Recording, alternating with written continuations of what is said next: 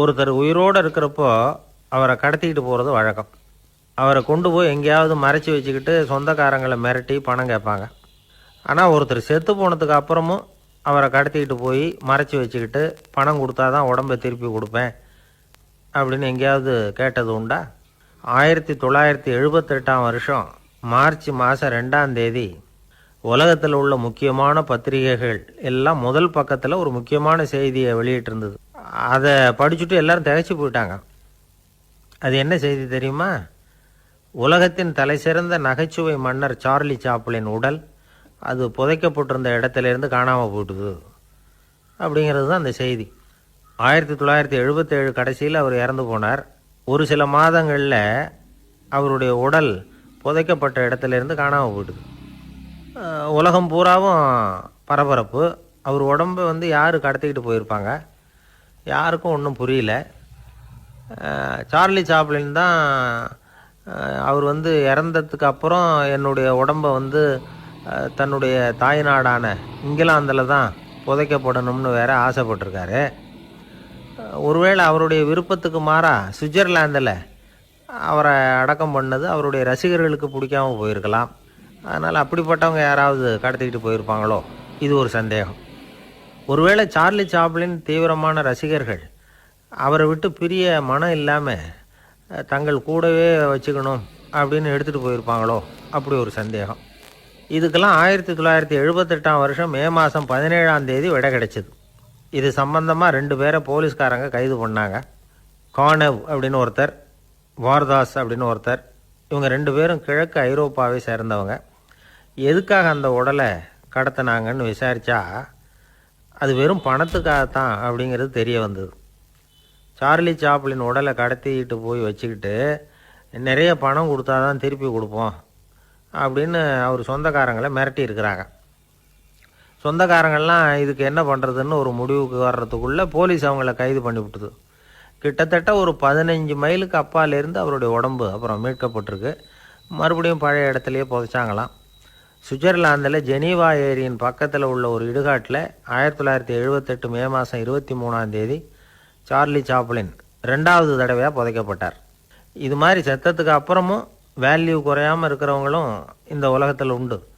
உயிரோடு இருக்கிறப்பவே வேல்யூ இல்லாமல் இருக்கிறவங்களும் சில பேர் உண்டு. நம்மால் ஒருத்தரை திடீர்னு ஒரு நாள் சில பேர் கடத்திக்கிட்டு போய் வச்சுக்கிட்டு அவர் சம்சாரத்துக்கு ஃபோன் பண்ணியிருக்கிறாங்க. 10,000 ரூபா கொண்டாந்து கொடுத்துட்டு உங்கள் வீட்டுக்காரரை அழைச்சிட்டு போங்க அப்படின்னாங்களாம். நான் 20,000 ரூபா உங்களுக்கு தரேன், அவர் வெளியில் விட்றாதீங்க, நீங்களே வச்சுக்கோங்க அப்படின்னாங்களாம் இந்த அம்மா. நம்ம உடம்புல ரத்த அழுத்தம் இருக்குதே, அது நல்லதா கெடுதலா? உடனே அது கெடுதல்னு தான் சொல்லுவோம். ஆனால் உண்மை அது இல்லை. இயற்கையாக உள்ள ரத்த அழுத்தம் நம்ம உடம்புக்கு தேவையான ஒன்று. அந்த அழுத்தம் அதிகமாக போனால் தான் கெடுதல். அதை தான் நாம் பிபின்னு சொல்கிறோம். ஆனால் அது உண்மையிலேயே உயர் ரத்த அழுத்தம், ஹைப்பர் டென்ஷன். இதயம்ங்கிறது ஓயாமல் வேலை செஞ்சுக்கிட்டு இருக்கிற ஒரு பம்பு. இதயம் சுருங்கி ரத்தத்தை பம்பு செய்கிறப்போ ரத்த அழுத்தம் கூடுதலாக இருக்கும். இதுக்கு பேர் சிஸ்டாலிக் பிளட் ப்ரெஷர் அப்படின்னு பேர். இதயம் விரிந்த நிலைக்கு திரும்புகிறப்போ ரத்த அழுத்தமும் குறையுது. இதுக்கு பேர் டயஸ்டாலிக் பிளட் ப்ரெஷர் அப்படின்னு பேர். இப்படி இது மாறி மாறி இருக்கும். இந்த பிபி 140/90 இப்படின்லாம் சொல்கிறாங்கல்ல, இதுதான். சீராக இருக்க வேண்டிய ரத்த அழுத்தம் ஒரு அளவுக்கு மேலே அதிகரிச்சுட்டா ஆபத்து ஆரம்பம்னு அர்த்தம். சரி, இந்த உயர் ரத்த அழுத்தம் உண்டாகிறதுக்கு என்ன காரணம்? இதனால தான் இது வருதுன்னு ஒரு காரணத்தை குறிப்பிட்டு சொல்ல முடியாது. ஆனால் வம்சாவளி காரணம், ரொம்ப டென்ஷனான சூழ்நிலையில் வேலை செய்கிறது, உடம்பு குண்டாக இருக்கிறது, இதெல்லாம் இந்த ஹை பிபிக்கு துணை செய்யுது. அப்படி தான் எடுத்துக்க வேண்டியிருக்குது. இது கிருமியினால் ஏற்படுற வியாதி இல்லை, உடம்புல ஏற்படுற ஒரு பழுது, அவ்வளவுதான்.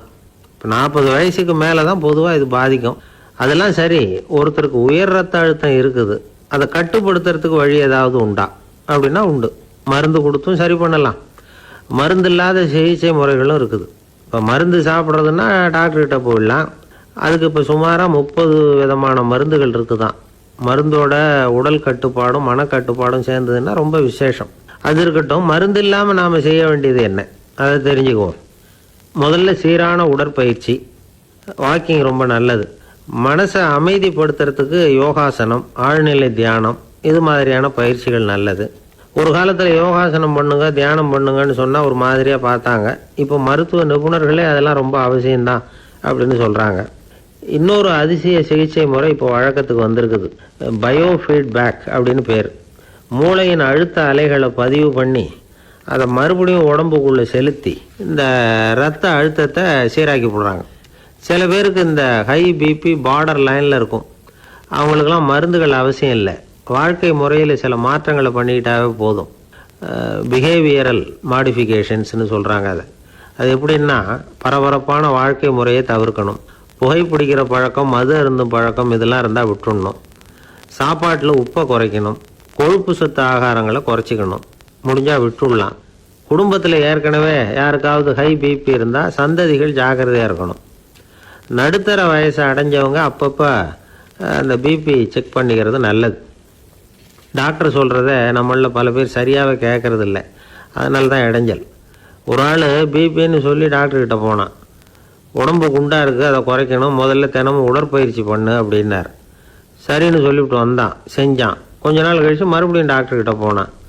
என்னப்பா எக்ஸசைஸ் பண்ணியா அப்படின்னு கேட்டார். தினமும் பண்ணினேன் டாக்டர்னா. என்ன பண்ணேன்னு கேட்டார். முன்னெல்லாம் சிகரெட்டை கடையில் வாங்குவேன், இப்போ நான் அப்படி வாங்குறத விட்டுட்டேன். தினமும் நானே என் கையாலேயே உருட்டி தயார் பண்ணுறேன் டாக்டர். இது ஒரு எக்ஸசைஸ் தானே அப்படின்னு நான்.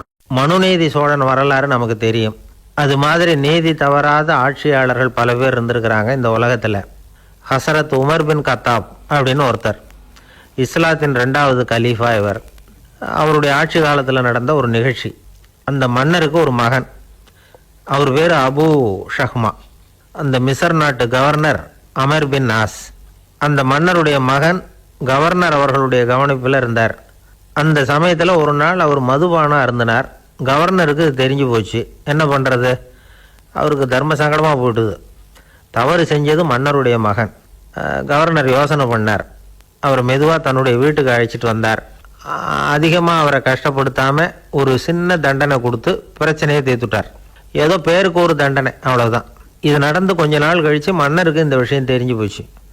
தன்னுடைய மகன்கிறதுனால கவர்னர் லேசான தண்டனையோடு விட்டுட்டார் அப்படிங்கிறத புரிஞ்சுக்கிட்டார். உடனே கவர்னருக்கு தகவல் அனுப்புனார். அமர் பின் ஆஸ் அவர்களே, என்னுடைய மகன் மதுபானம் அருந்திருக்கிறான். அது உங்களுக்கு தெரிஞ்ச உடனே தண்டனை கொடுத்துருக்குறீங்க. கலீஃபாவின் மகன்கிற காரணத்தினால குறைவான தண்டனையை கொடுத்ததாக கேள்விப்படுறேன். இது ஷரியத்தின்படி மாபெரும் குற்றம். உங்களுடைய நடத்தையும் மன்னிக்கக்கூடியதல்ல. இந்த கடிதம் கண்ட உடனே மகன் அபு ஷஹ்மாவை மதீனாவுக்கு அனுப்பி வைக்க வேண்டியது அப்படின்னு கடிதம் எழுதினார். அதை பார்த்தார் கவர்னர். உடனே கலீஃபாவின் மகனை மதீனாவுக்கு அனுப்பி வச்சார். மன்னர் முன்னாடி நீதி விசாரணை நடக்குது.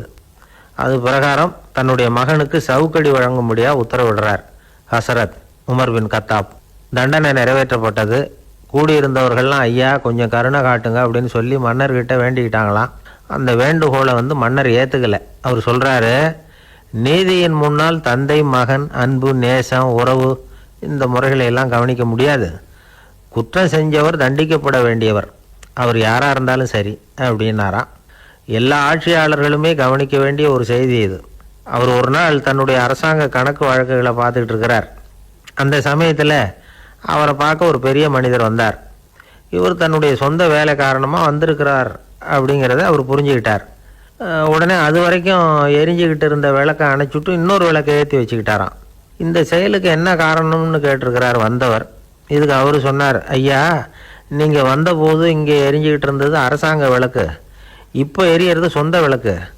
சொந்த விஷயங்களை பேசுகிறப்போ அரசாங்க பணத்தை செலவு பண்ணக்கூடாது, அதனால தான் விளக்க மாற்றினேன் அப்படின்னாராம். இப்படிலாம் பல பேர் இந்த உலகத்தில் இருந்துருக்கிறாங்க. ஆனால் இப்போல்லாம் பல பேர் அப்படி இருக்கிறதில்ல. இப்போவும் ஒருத்தர் அப்படி தான் அரசாங்க விஷயங்களை பார்த்துக்கிட்டு உட்காந்துருக்கிறார். அந்த சமயத்தில் ஒரு பெரிய தொழிலதிபர் அவரை பார்க்க வந்திருக்கிறார். இவர் சடார்னு எழுந்திரிச்சு எரிஞ்சிக்கிட்டு இருந்த விளக்கை அணைச்சிட்டார். எங்கும் ஒரே இருட்டு. ஏன் விளக்கை அணைச்சிட்டிங்கன்னு கேட்டிருக்கிறார் வந்தவர்.